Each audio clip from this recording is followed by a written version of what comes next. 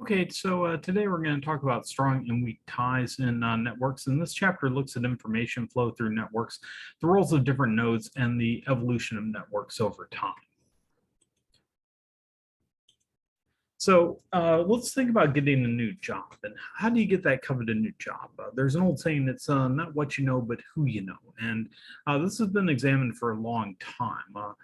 Granovetter examined this question way back in the 1960s, 60 years ago. And what was surprising that person's findings was that it was acquaintances who helped to find jobs more than close friends. The reason for that was both structural and interpersonal, and it has to do with the phenomenon known as strong and weak ties. So let's take a look at this. And the first concept we'll look at is that of triadic closure. We treat graphs as largely static, but networks, social and otherwise, evolve over time. So, in technology network, we may decommission a server, we may add a new server, or we may put a new router or a new printer may go on the network. The network evolves over time. Likewise, social networks do the same thing. We may have a new friend that we grow especially close to and communicate with a lot, or we may have an old friend that we don't talk to as much as time goes on. In social networks, there's a basic principle of triadic closure, which means closing a triangle. And so if two people in a social network have a friend in common, then there's an increased likelihood that they'll become friends themselves at some point in the future. Now here, B and C and D and E are good candidates to become friends, and that's due to their ties to A. This triadic closure tends to happen naturally. So, let's take a look at B and C here in this graph. Why might they become friends? Well, one, they have an opportunity to meet through person A. Two, there's a basis of trust since they have a friend in common, in particular A. And triadic closure can be a form of stress relief for A. If B and C are not current friends with each other, then getting together with different groups of people can be stressful for A because there's only so many hours in a day. It'd be nice if A, B, and C could all get together and do a similar activity or do an activity together. And there's a way to capture triadic closure, and that's the clustering coefficient. So the clustering coefficient of a node A is defined as the probability that two randomly selected friends of A are friends with each other, or the fraction of A's friends that are connected to each other by edges. And this clustering coefficient will range between 0 and 1 because it's a probability. Now the clustering coefficient for node A in this diagram is 1/6 because there's only a single edge that's going from C to D among the 6 pairs of possible friends, B to C, B to D, B to E, C to D, C to E, and D to E. So there aren't as many in there as there should be, so it's only 1/6 in this case. But those friendships are still likely to form due to that principle of triadic closure. So weak ties are actually quite strong, quite a strong idea. And it's because this idea of triadic closure can help to explain these job leads. Here, A has 5 friends. They're friends with B, C, D, E, and F. Now, C, D, and E, if you locate those in the lower left of this diagram, they're a pretty tight-knit community. And the link to B represents a link to a very different part of the social network. An edge joining 2 nodes A and B is called a bridge if deleting that edge would cause A and B to lie in 2 different components, or it's a local bridge if it requires A to go to a very long circuitous path or a very long path to get to that other side of the network. And in job seeking, B would give a lot more information or a lot different information than C, D, and E would, because C, D, and E would all be sharing the same type of information, whereas B would have a link to other parts of the network. So, again, that route through B is not the only route to the other side of the network, but the other one is more complicated. You would have to go through F and then maybe through J or G to over to H or K, and then down over to the B side of the network. So that's what's known as a local bridge. The span of the local bridge is the distance the endpoints would be from each other if that edge were deleted. So if we deleted that edge between A and B, then we would have a span of 4. A would have to go through F, G, H, and then reach down into B side of the network. So that would be a span of 4. Different links in a social network have different strengths. A strong tie is a friend and a weak tie is an acquaintance. And we've labeled them here in this diagram to show the strength of the different ties. So, again, A, C, D, and E have that tight network of friendship. Primarily D and E are a weak link, but everything else is a strong link over on that side. Whereas A over to B is a weak link or an acquaintance type of relationship. And links can change over time. I would say the people that I knew quite well back in high school are weak or non-existent ties nowadays. So Triadic closure operates better through strong ties. And if a node A has edges to B and C, then the BC edge is especially likely to form if A's edges to B and C are both strong ties. More formally, we say that node A violates the strong triadic closure property if it has a strong ties to other nodes B and C, and there's no edge at all between B and C. We say that a node A satisfies the strong triadic closure property if it doesn't violate. And there's no violations here, but if A to F becomes a strong tie, then we would have a violation of that triadic closure because C would also need to have a strong tie to F. So local bridges are weak ties. If a node A in a network satisfies such a strong triadic closure property and is involved in at least 2 strong ties, then any local bridge needs to be a weak tie. If it were a strong tie, then it would violate that. Basically, it would say that that edge B to C must exist, but by definition of a local bridge, W, it would say it would not. So if A to B is a strong tie, then there must be an edge from B to C, meaning the B cannot be a local bridge. In the past few years, researchers have studied the relationships of tie strength and network structure quantitatively across large populations. And they've shown the conclusions described here hold in an empirical form. So tie strength and network structures in large-scale data. Tie strength makes for some interesting hypotheses and conjectures. For years, these things remained untested due to a lack of data. But then we started having digital traces, for example, that Microsoft study on instant messages, who talks to whom. It allows us to estimate tie strength based on the amount of time spent communicating. And there was a study in 2007 from Manila and looked at national cell phone data for about 20% of the population. And they created both edges if both parties called one another. And this worked well as a proxy for friendship. Cell phone numbers were typically given out only to friends back in the day, and they were unlisted. And this one actually empirically had a giant component that included about 84% of the population. So our previous definitions were binaries, strong tie, weak tie, bridge, or not a bridge.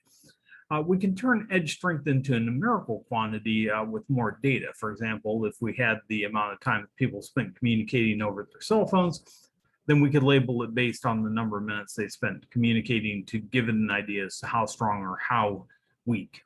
And then this would allow us to sort the edges by strength. We can also redefine local bridges using something called neighborhood overlap, which is the number of nodes who are neighbors of both A and B divided by the number of nodes who are neighbors of at least one of A or B.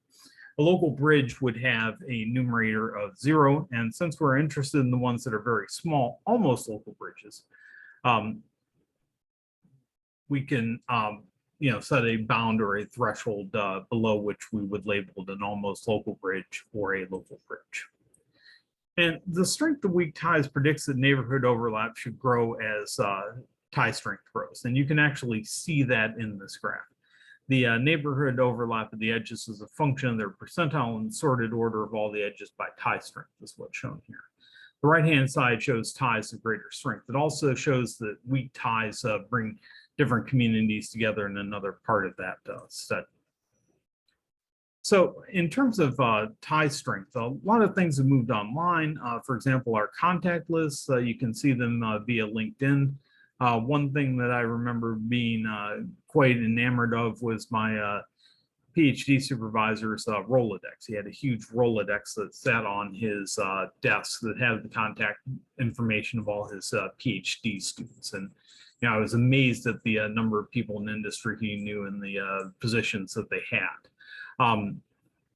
Nowadays, that's all moved online, so I could actually take a look at Mike's contact list when I signed up for LinkedIn. We also tend to have a lot more contacts than we used to have, primarily because it's very easy to make them. Tie strength can help us understand how online activity gets distributed across these ties of different strengths. Facebook, for example, looked at the extent to which links were used for social interaction. They had 3 categories of link. Reciprocal, where both parties message each other one way, which is messages are not received back, and a maintained relationship where people follow information sent from the other party, such as clicking on links or watching videos that were sent.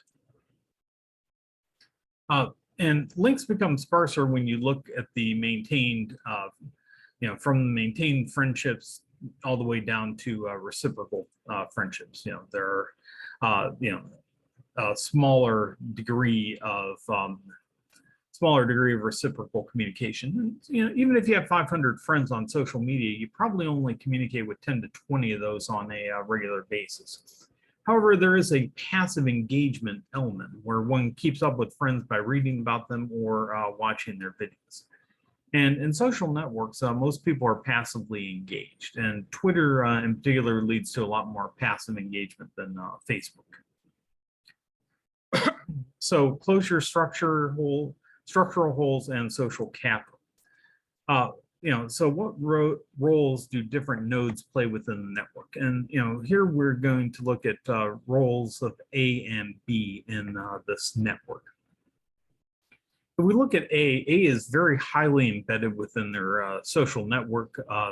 They're kind of central, actually, there, the way this is plotted, and they have a high clustering coefficients. And their neighbors also have a high degree of triadic closure.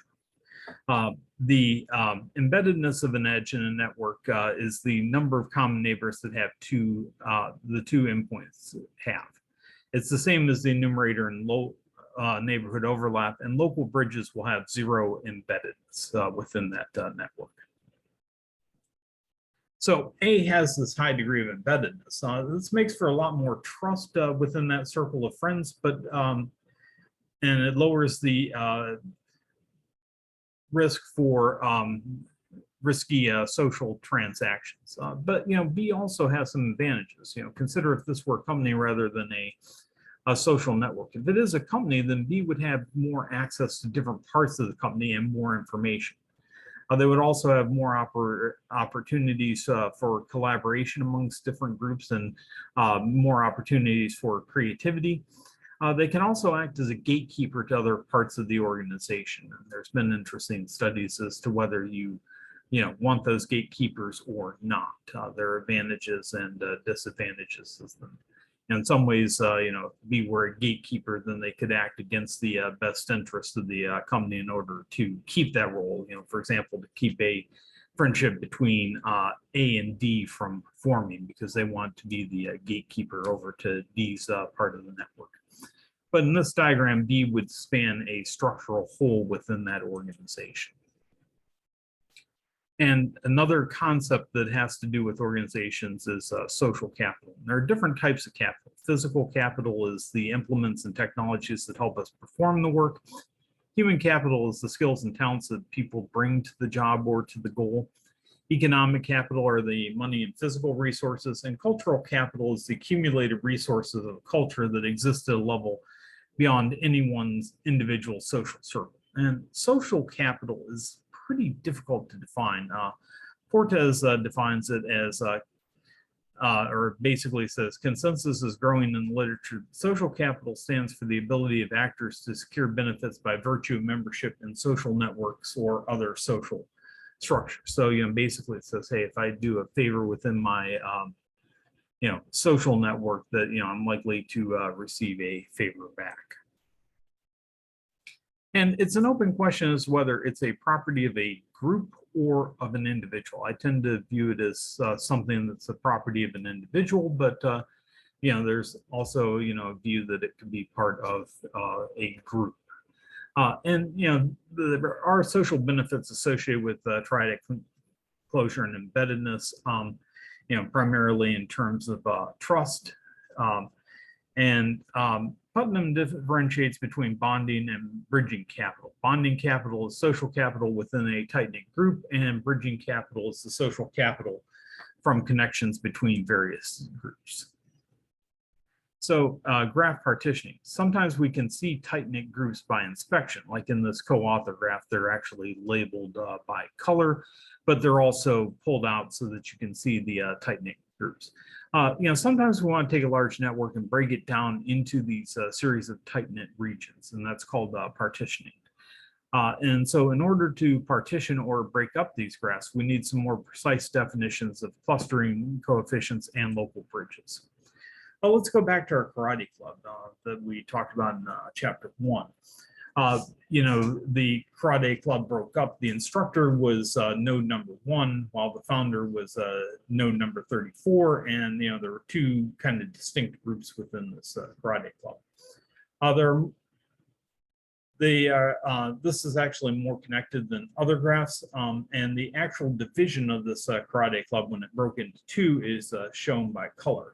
Could we have predicted this using graph partitioning? Well, let's see. So there are lots of different methods, but there are two general categories of methods for graph partitioning. One is divisive, which focuses on identifying and removing the spanning lengths. Agglomerative is where we merge the groups from the bottom up. So, in this graph here, you can see two different regions. There's 1 through 7 over on the left side and the 8 through 14 over on the right hand side. If we're going to be divisive or employ a divisive type of algorithm, we'd start by breaking that length from 7 to 8, and that immediately takes it into two partitions. And then we could break the lengths that go into 7 and 8. So we get 1, 2, 3, 4, 5, 6, 9, 10, 11, 12, 13, and 14, and 4, 7, 8 are off on islands. Girvan and Newsom made an algorithm for doing this more formally, and it works pretty well on small graphs, say up to 1,000 nodes. But we knew more advanced techniques if we're going to use it to scale to very, very large social networks. So we can use the notion of betweenness to determine which bridge to move first. In this example, there's no clear bridge, but you can see some clear regions, 1 through 5 and 7 through 11. 6 kind of sits out there on their own. To use Girvan Newsom, we'll need a notion of traffic called betweenness. So for each pair of nodes A and B in a graph that are connected by a path, we imagine having one unit of fluid flow between along the edges from A to B. If A and B belong to different connected components, then no fluid flows between them. The flow between A and B divides itself evenly along the shortest path from A to B. If there are k shortest paths from A and B, then 1 over k units of flow pass along each one. So we define betweenness of an edge to be the total amount of flow it carries. Now let's take a look at this 7 to 8 edge in this graph again.